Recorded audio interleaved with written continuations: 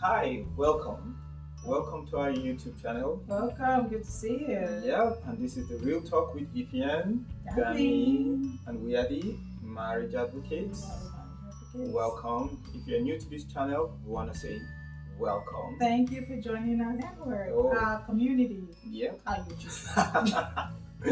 And please don't forget to subscribe. Yes, please. Subscribe. Awesome. So today's topic is about marriage isn't about perfect people. It's about two people willing to grow. Why? You wanted me to be perfect. Well, I'm a work in progress. So, this topic is one that we absolutely lived. All of the topics we share is because we walk the walk. We're now talking the talk. So, it's not just talking the talk without walking the walk. So, perfection is something that our world struggles with. But it's not even something that's real because it's only Christ that's perfect. Oh, yes. But unfortunately for me, I didn't learn that until a little bit into the first 2 years of our marriage when I realized that expecting a human being to be perfect is just fertile. It's useless because he cannot be perfect. We're both flawed people. Yeah. So the first few years of our marriage, there were just some expectations that probably only Jesus could meet. It was just, oh my goodness. It was a high expectation. Yeah. But you kind of knew what you were going into. Yes, I did. You knew I got a high standard.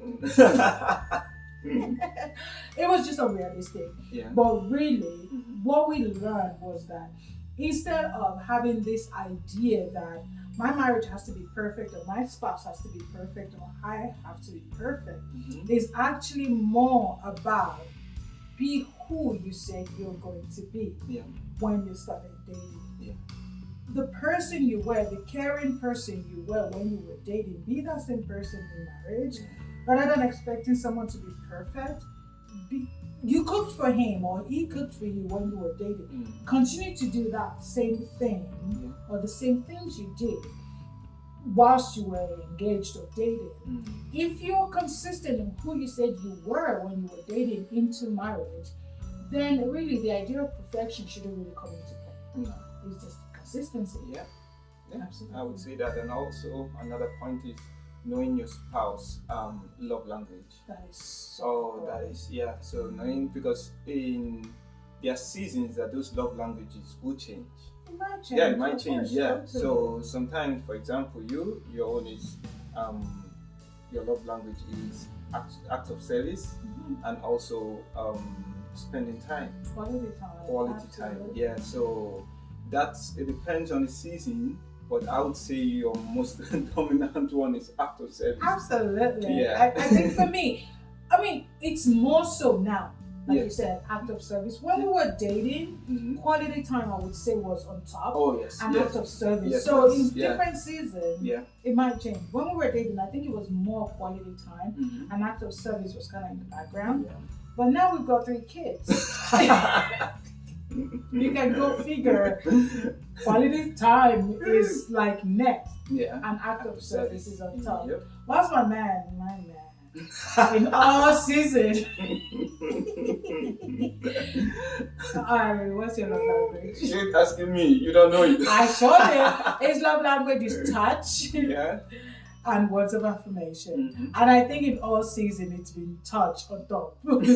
There's a word of affirmation too, yes. So when we were dating, was it touch first and words of affirmation, or was it words of affirmation first and touch next? I would say that it was touch.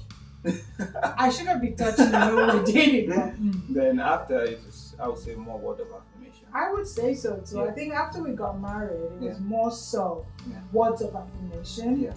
And then touch. And it go figure, because this was a girl who said unrealistic expectations. So it would make sense that your love language would then change to words of affirmation. And I didn't do it. I'm sorry. Those first 2 years, I didn't do good. That's okay. That's what I'm good now. I'm good. We're not looking for perfect. This is it. Marriage isn't about perfection. It's about 2 people willing to grow. And then I would say the next thing is be interested in what makes each other happy and what makes each other excited and what the triggers are. I think in marriage, rather than looking for a perfect person or perfect marriage. It's not about interest. Be interested in each other. In different seasons, the thing that make him happy might not be what's making him happy now. The things that make him sad, he may have healed from those wounds, so those things don't make him sad anymore. So just continue to be interested in each other and the things that trigger each other. And that way you walk in a healthy marriage rather than a perfect marriage. Oh, yes. Yep. Yep. And the next one is for mainly for husbands right now. You set the tone in your house, in your home. You set the tone. So if you want to have a happy home, you're the one that's gonna set the tone, not the wife. I would argue that we also set the tone, but I like this. I like how you're taking it. That you guys are the head, as Scripture says. Yeah. So then you take the leadership. You take the leadership. Don't get me wrong. There's sometimes that you have a spouse that can help you, to set the tone, but then you get to that stage that it's now up to you to carry it because it's a team. It's teamwork, but most of the time it's the husband that set the tone. It's important that men actually take that on. Yeah. That they're willing to actually realize that you guys set the tone. Don't be leaving it up to us. I think the next one will be that rather than looking for a perfect marriage or a perfect person, just don't lose the efforts you used to put in. Don't get complacent. Yeah. Rather than wanting things they're doing to be perfect, why not just appreciate the effort that they're putting in if they're putting it in? Yeah. That way, you might just change the mindset from, he didn't wash the plate the way I wanted it to be washed, or it wasn't perfectly clean or whatever. Rather celebrate the effort that was put into it. Yeah. So it kind of takes it away from perfection to just celebrating those things that are done, and don't just take it for granted. Yeah. The things that your spouse might do for you. Rather than saying perfection. Yep, and saying thank you, appreciate it. Oh my gosh, it's so important. Oh yes. It is so important that the little things. Oh yeah. I appreciate it. Yep. You like it, thank you. Oh yes, I do. Do I do that? Yes, you do.